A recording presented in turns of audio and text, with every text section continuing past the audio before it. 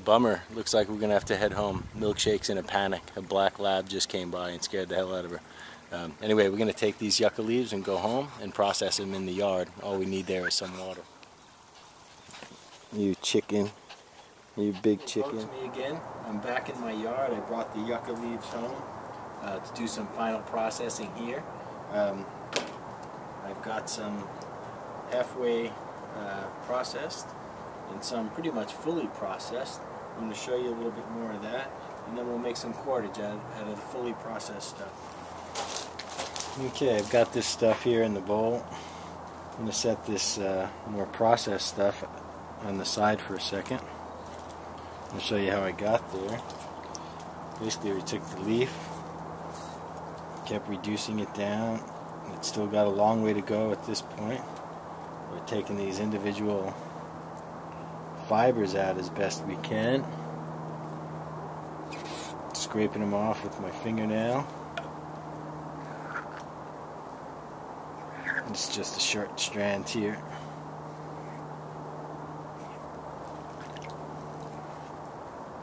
As you can see, this is breaking up into these little fibers, which are individually kind of weak, but together they're pretty strong. Anyway, you keep reducing it like that, setting aside the more finished stuff. It's going to be real tough on your fingernails. So I'll use a piece of bone or shell or something like that, something with a little bit of an edge to it, and just use that kind of like my fingernails to tear off that green pulpy stuff.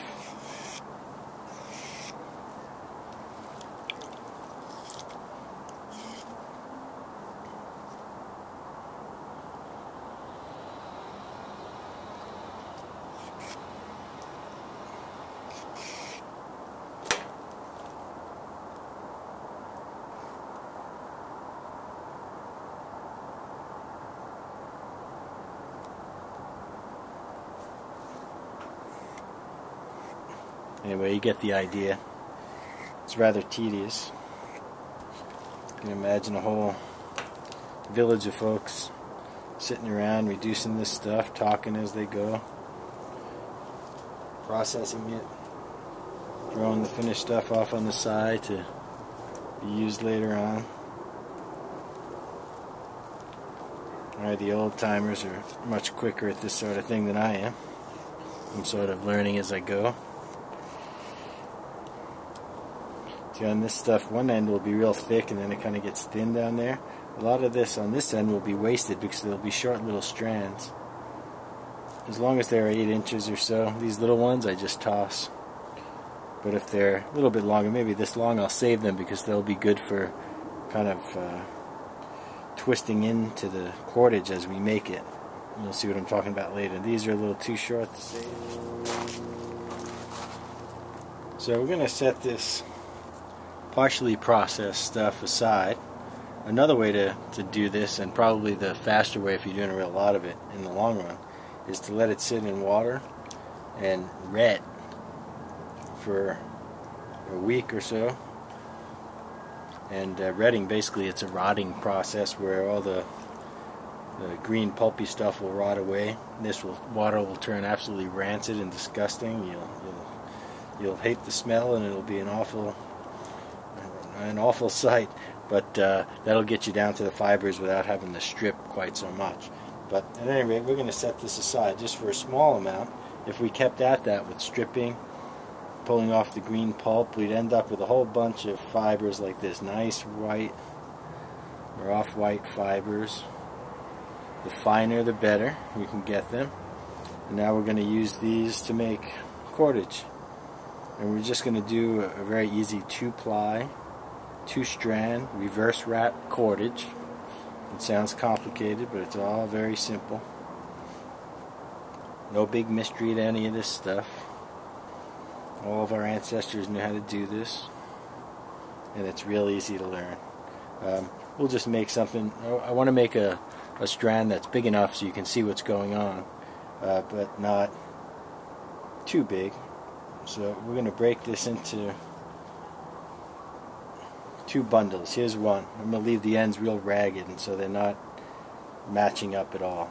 I want to have kind of staggered ends, so the ends don't all end in one place, or the individual pieces don't all end in one place. I use this will be my first bundle.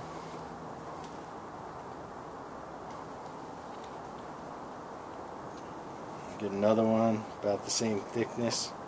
Very important to keep these the same thickness, and the best way to do that is by feel. You'll feel it as you twist.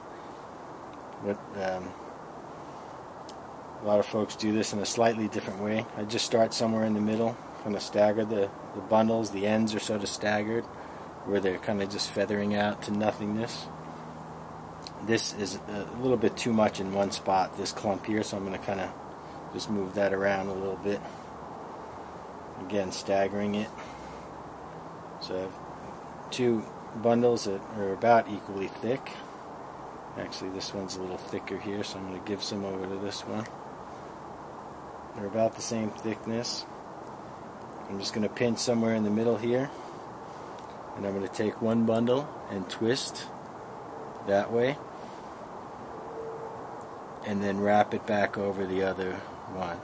Do the same thing, twist. I'm rolling it in my fingers that way, and then coming back over the top, and then I'm pinching and I'm holding so it doesn't unwrap. Twist and wrap, twist away, wrap back over, twist away, wrap back over, twist away, and so on. And there's faster ways to do this, but hopefully you can see the cordage. Maybe I need to make this a little thicker. I'll take a quick look and see if you can really see this on the camera. And twist some more up. And as I go, I'm feeling these with my fingers, and as some of this runs out, one bundle may end up being a little thinner than the others. And I can usually feel that, having practiced this a whole lot. I can feel that difference in my fingers when I'm grabbing to twisting it, to twist. I can feel that one bundle is getting thin, so I'll pick up a couple of strands and I'll add them in. And we'll do that in a minute. But there's a length of cord already. It's nice and uniform, and we're just going to keep going like this. We'll leave this one end free just like that, and at the end we'll add on to that if we want.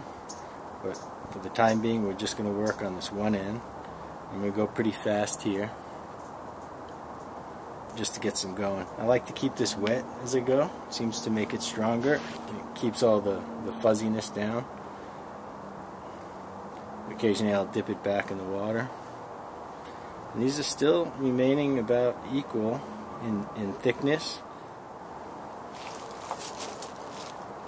Twist and roll, twist and roll, twist and roll. Okay, I finished this off on one end just for now. I made just a knot, and we'll cut that away later. It's about 25 inches long, one end to the other. I'm just going to use up this last little bit. It's getting kind of thin here at the end. So I'll just, if I was going to keep going with this, I'd leave this and keep adding to it and keep going forever. But I'm just going to cut this off. Put a little knot here for now. And now I'm going to process the rest of this. We're going to burn off all these little ends. Rub some wax on it and maybe use it for a necklace or something.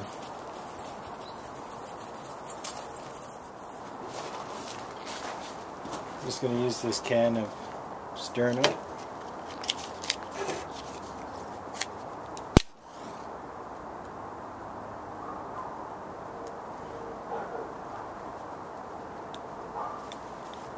Just as a little source of flame. The cordage itself is still a little wet because it's tightly wrapped, wet as we went. So I'm just going to singe these off. It's not doing any harm to the cordage.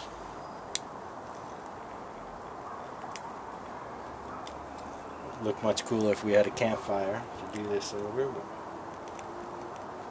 we're in suburbia here. It's all that noise you hear in the background.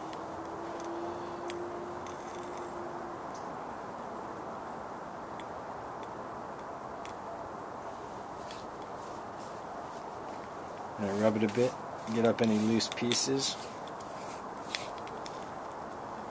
Singe those off.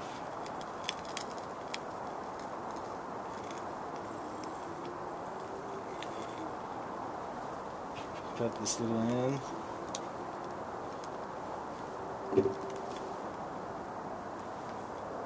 Yeah, we got our little length of rope, big enough for a necklace of some kind or something like that. I don't know, we could use it for lots of different things. Anyway, I'm going to finish it off, just rubbing a little beeswax on it.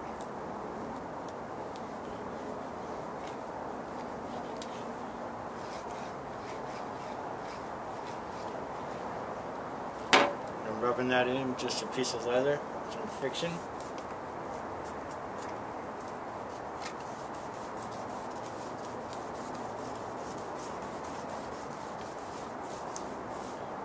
Hope my dentist isn't watching.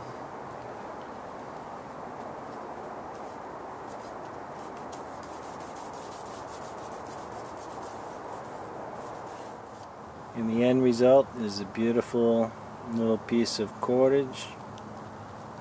Hard to see the detail, I guess, in this video.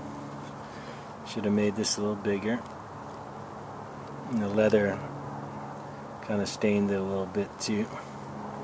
But I don't know, I think that makes it look cool. Just two strands when I untwist it. And it's all holding tight because of those twists that we put in.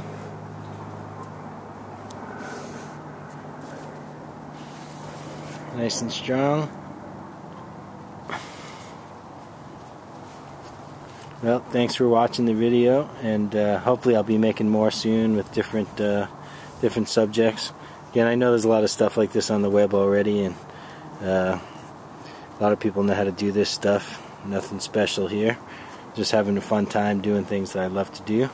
And if you like this sort of thing, come hang out on Paleo Planet with us at www.paleoplanet.com or .net, sorry.